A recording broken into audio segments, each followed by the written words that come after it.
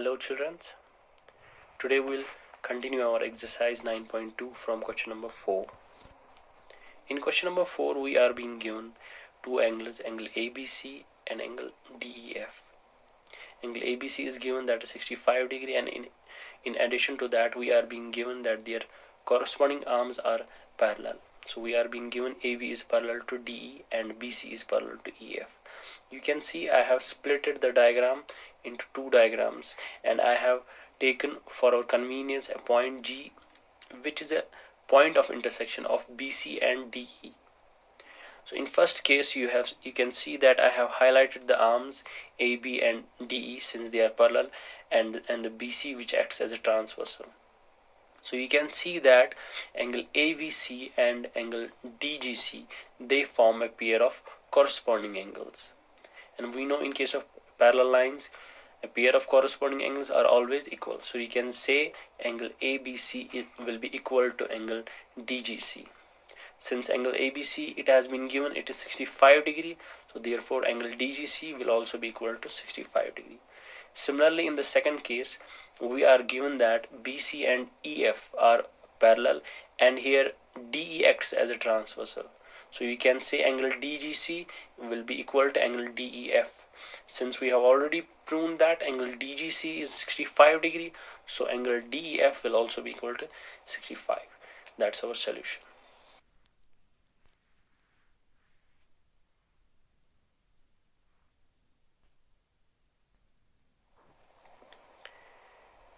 Question number 5.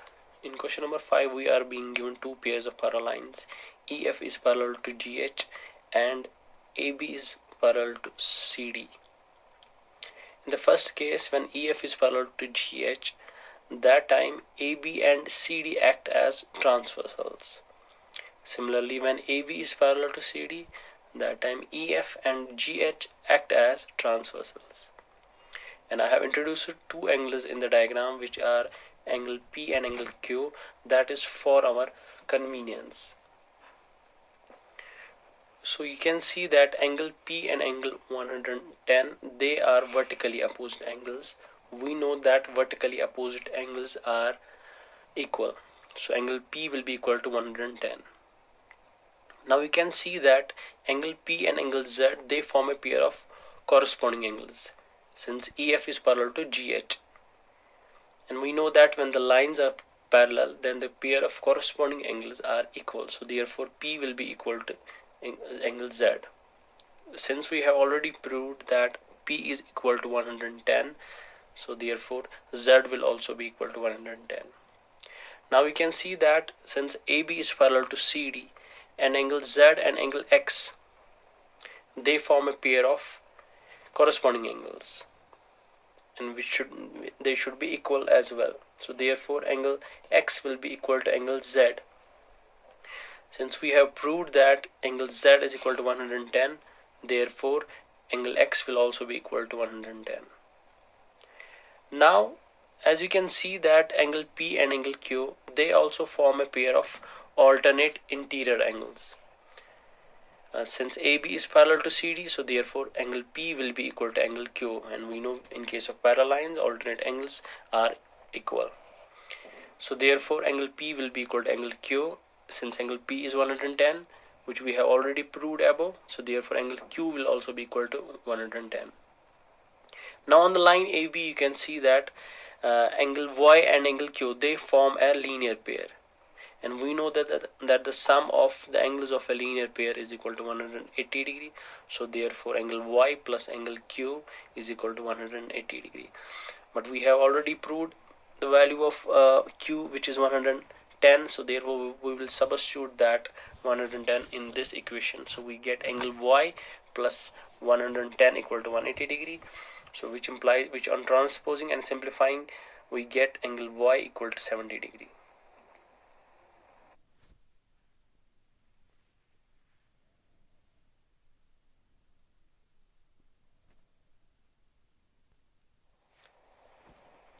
Previously we have learned that if the lines are parallel, then a pair of corresponding angles or alternate angles, they are equal. Also we have studied that if the lines are parallel, then the sum of co-interior angles, or you can say that the sum of interior angles on the same side of the transversal is 180 degree.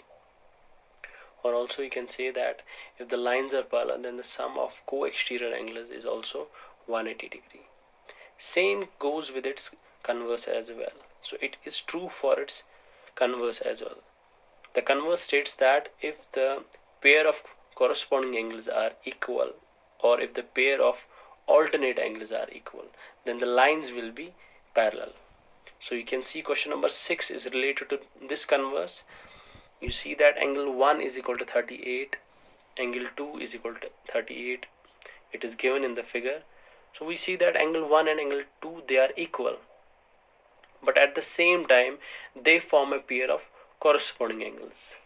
Since they are equal, so therefore the line P will be parallel to line Q. That's what we have to prove in this question.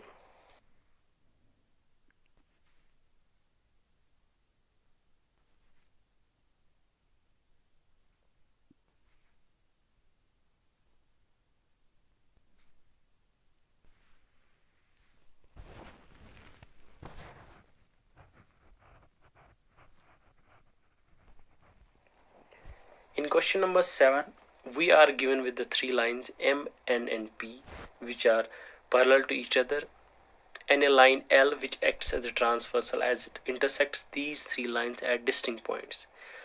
We have to find the angles which are represented by the variables x, y and z. So we see that since line N is parallel to P and y and 110, they form a corresponding pair.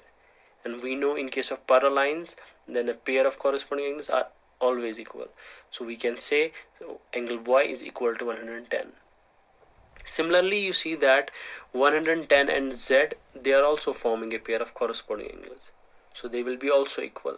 So we have written angle z is equal to 110, and we have given the reasons also on the right hand side in brackets. Now in order to find x, we see that x and z, they are forming a linear pair, and we know that the sum of the angles of a linear pair is 180 degree. So therefore x plus y should be equal to x plus z should be equal to 180 degree.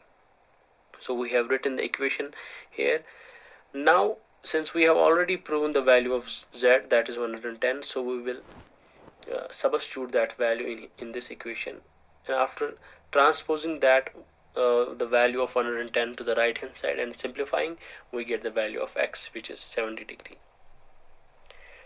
Dear students, you have a homework of question number 8, which is similar to question number 6, but in this question you have something that you have to do first. That you need to find that x first, which you can find with the linear pair with its adjacent angle given in the figure. Then you can proceed with the same methodology as in question number 6.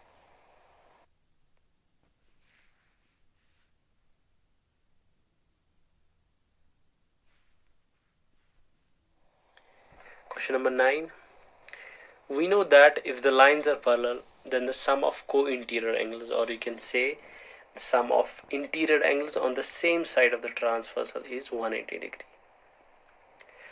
So in question number 9, you see in the figure line L is parallel to line M, and there the angles x and the other angle given with x plus 35, they are also forming co-interior angles. So their sum should be equal to 180 degree. So we have started our equation with the sum of these two angles. So we have written x plus 35 equal to 180 degree. So we know that x plus x is 2x, and after transposing that 35 on the right hand side and simplifying it, we get the value of x, that is 72.5 degree. So that's our answer. Question number 10 is same as question number 9, but in here we have we are given with the exterior angles, and we know if the lines are parallel, then the sum of exterior angles on the same side of the transversal is also 180 degree.